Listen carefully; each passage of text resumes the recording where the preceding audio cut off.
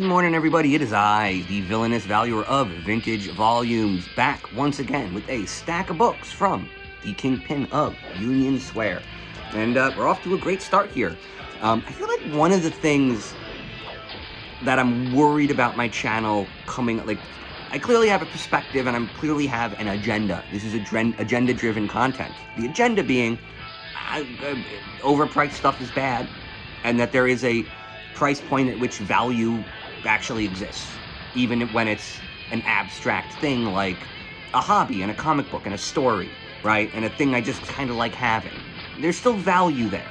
Now, I actually don't hate bad comics. I don't think bad comics are a problem. I think nearly all comics are bad, and most bad comics are kind of cool. Now, the problem with bad comics is a bad comic shouldn't be $3.95. How much should a bad comic cost, guys? $1 freaking dollar. That's it. So, this is a bad comic. I recently described this moment in comics as the dead cat bounce, right? So there's the thing in bubble economics where, bubble goes up, line goes up, and then line goes down. And there's often a period where the line goes down where it kind of goes up a little. Doesn't reach a new peak, but it gets a little bit of a boost, and if you were locked into your position, you can sell off. They call that a dead cat bounce. Like a cat can jump, but even a dead cat will bounce if you throw it hard enough. So that's what this is about. And this is a very bad story. So I believe this was like early 2000s is when this came out. Oh, this was late 90s. Okay. So I still would have been in, the government facility where they were administering various poisons to see what my reaction would be. Right? The 90s. Yeah, that would have been the government. I was in space in the 80s. I was in ancient Egypt in the 70s. So the 90s would have been the government facility. Yes, that checks out. Golden. But, just even this. I don't like this weird-ass Watcher with the sinewy neck. I don't know. I get it. It's just weird. It's just, nothing about this really makes sense. Man, I feel bad that Mark Waid had to put his name on this shit. The idea is this is a very bad story. And it kind of led to, the downfall of, the end of the 90s. Like I said, this was the end of comic books in their last boom, was this shit. No one knew what to do. The story wasn't good. And the universe-wide reboot that happened after this was incredibly uninteresting. I think it was called Heroes Reborn. And it just wasn't any good. But not only wasn't it any good, it just wasn't stuck with, right? Like, it reminds me of the new Ultimate redo that they're doing right now. It just doesn't seem to have any value. The whole point of the original Ultimates universe was that these writers wanted a chance to sort of redo stories that were already in continuity, and the way to kind of respect the universe was to start a new one, was to let Brian Michael Bendis rewrite the origin story of Spider-Man in his own space, where he didn't actually have to worry about it fitting with Ramitas, or fitting with Kirby's, fitting with Ditko's. He could just have it be Bendis. And I thought it was a very good story. I might be remembering this wrong, but I almost feel like they absolutely made the origin story of Spider-Man make sense, right? They had something like Peter Parker accidentally injured Flash. Flash's parents were suing the Parkers, and so he actually needed the money from that wrestling match. It wasn't greed. They actually had a good reason for him to do that, and it also made the emotionality of him making the wrong decision when the guy's running out of the promoter's office and he lets him go. They made that they made it more believable, right? Like, that guy was screwing Parker's family over after Parker had let them down by hurting Flash, right? Like, it created a much more emotional undertone that made sense for the character, and I thought it was great. Now, the current version of the Ultimates is like this Heroes Reborn thing.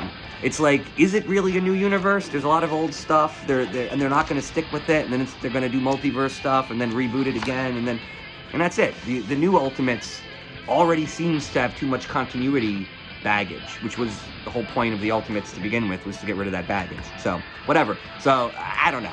Basically, the Ultimates reminds me more of Heroes Reborn. The new Ultimate universe reminds me more of a Heroes Reborn style reboot than an actual attempt to tell new stories. And look at this. Look at this game. God, Nintendo. The licensed games on Nintendo. Really weird.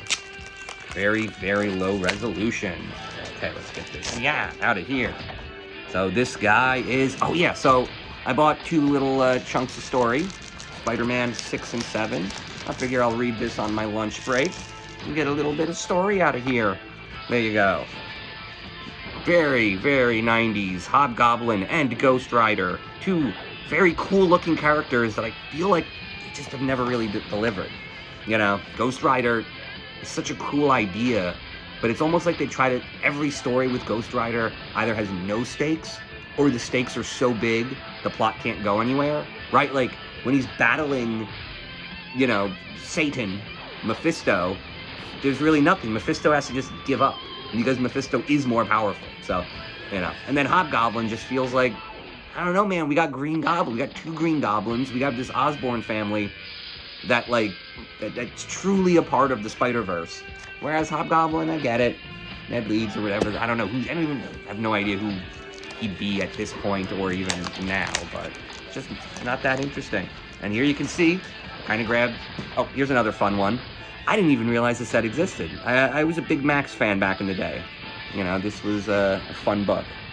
And I'm not really sure how this is going to work, but I'll give it a read. Keep that one over here. It's a little nicer, and I kind of like it. And this was not a dollar bin book. I paid a few extra bucks for that, and here we go, same ad. Because these are from the same time. So, I've always liked this run. I gotta get 347 now.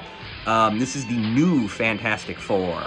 And it was just, I don't even remember what it was. I feel like there was some weird espionage, scroll-related reasoning for why these guys left and these guys came in. These guys. Right, so basically, these are the substitute Fantastic Fours, you know, for a small period of time. And I always thought that was cool. There was because they had their own card in the Impel Series 2 Marvel cards, which is probably one of my favorite sets of all time. Yeah. And here we go. I actually got an honest-to-God key issue on this one. Okay, so this is Daredevil 197, first appearance of Yuriko, a.k.a. Lady Deathstrike. I mean, not a.k.a., I mean, she has her own thing, and she isn't that yet, but she would soon become the Lady Deathstrike. Let's see how... Did you hear that? Did you guys hear that? That was weird. Okay, so I'm gonna look through this. Okay, cool, very cool, very fun. Whoa, Mike Mignola. I did not realize that. He is truly prolific. Jim Shooter editor. Who wrote this? This is Denny O'Neil. Denny O'Neil and Mike Mignola. So there you go. There's no wonder that this story... Ooh, look at this. There we go. Very cool. What do we got here? You heard that, right? That's not just me. Okay, that's weird. So I'm gonna go... Yep. Okay, so that's weird, and I'm calling it. And that's it. I don't know what to make of this. I don't know if there's something wrong with my book. But yeah, I don't think it's supposed to do that. Okay, good night, and good luck.